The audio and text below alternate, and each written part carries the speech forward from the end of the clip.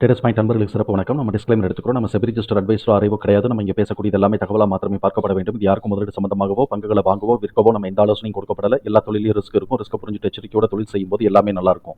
நம்ம ஆதரிக்கிற அனைத்து நல்ல உள்ளங்களுக்கும் நன்றி. வளமுடன் வாழ்க.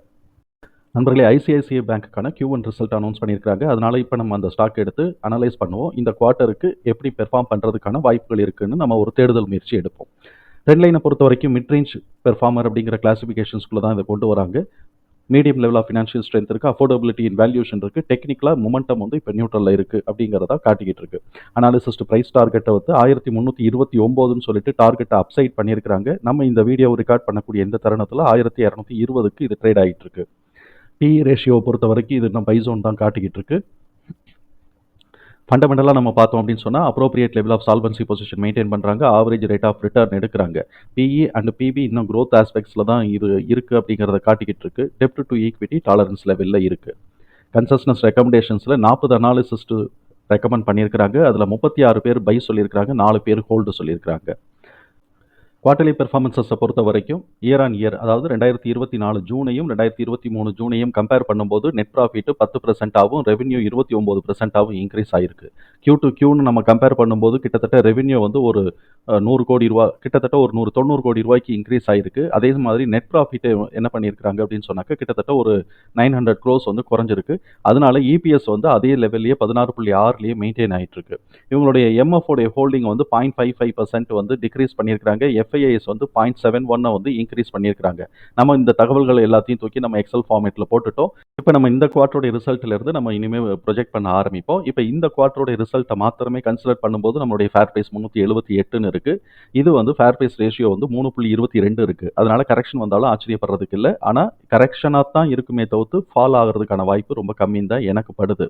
சரி, இப்போ இதில் என்ன வாய்ப்பு இருக்குது அப்படின்னு சொன்னால் 1175லேருந்து 1190 இந்த ரேஞ்சுக்குள்ளே எங்கேயாவது சப்போர்ட் எடுத்தாங்க அப்படின்னு சொன்னாக்க 1311லேருந்து 1330க்கான வாய்ப்புகள் இருக்குது. சப்போஸ் 1175 கீழே உடைச்சாங்க அப்படின்னு சொன்னாக்க 1011லேருந்து 1022க்கான வாய்ப்புகள், கீழே சப்போர்ட் எடுக்கிறதுக்கான வாய்ப்புகள் இருக்குது. இதுக்கு இடையில நெக்ஸ்ட் குவார்ட்டருக்கு இது வேலை செய்யுது அப்படின்னு சொன்னால் நெக்ஸ்ட் குவார்ட்டரோடைய நமக்கு TTM EPSோட TTM 16.15 அப்படி நமக்கு போடும்போது இதோட லெவல் எங்கே வருதுன்னா 1111லேருந்து 1119க்குள்ள நடுவில் வந்து இது சப்போர்ட் எடுக்கிறதுக்கான வாய்ப்புகள் இருக்குது.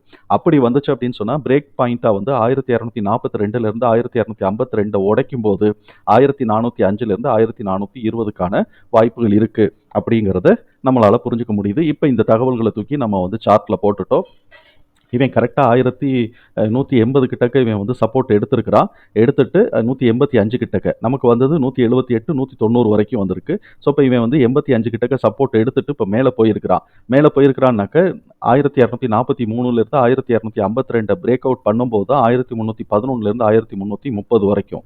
இப்போ இதை பிரேக் அவுட் பண்ணும்போது தான் 1405லேருந்து 1420 வரைக்கும். ஆனால் 1405லேருந்து 1420ங்கிறது அடுத்த குவார்ட்டரோட ரிசல்ட்டை பேஸ் பண்ணி தான் நம்ம எடுத்துருக்கிறோமே தவிர்த்து இந்த குவார்ட்டருடைய ரிசல்ட்டை பேஸ் பண்ணி இல்லை, அடுத்த குவார்ட்டருடைய TTM பேஸ் பண்ணி தான்.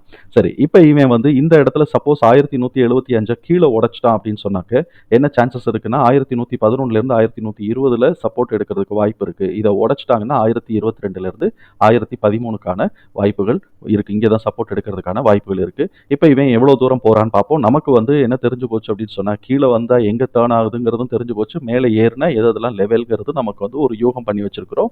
நம்ம இதை பேஸ் பண்ணி நம்மளுடைய கான்ஃபிடென்ட்டை பேஸ் பண்ணிட்டு எப்படி ட்ரேட் பண்ணணுமோ எடுக்கணுமோ அப்படி நம்ம எடுத்துக்கலாம். தகவல் நமக்கு பயனுள்ளதாக இருந்ததுன்னா சங்கருக்கு ரொம்ப சந்தோஷம். நம்மள ஆதரிக்கிற அனைத்து நல்ல உள்ளங்களுக்கும் நன்றி. வளமுடன் வாழ்க. நண்பர்களே, நம்மளுடைய இந்த வீடியோ நமக்கு பிடிச்சிருந்துச்சுன்னா தயவு செஞ்சு லைக் பண்ணுங்க, நண்பர்களுக்கு உதவ ஷேர் பண்ணுங்க, சொந்தம் தொடர சப்ஸ்கிரைப் பண்ணுங்க. நன்றி நண்பர்களே.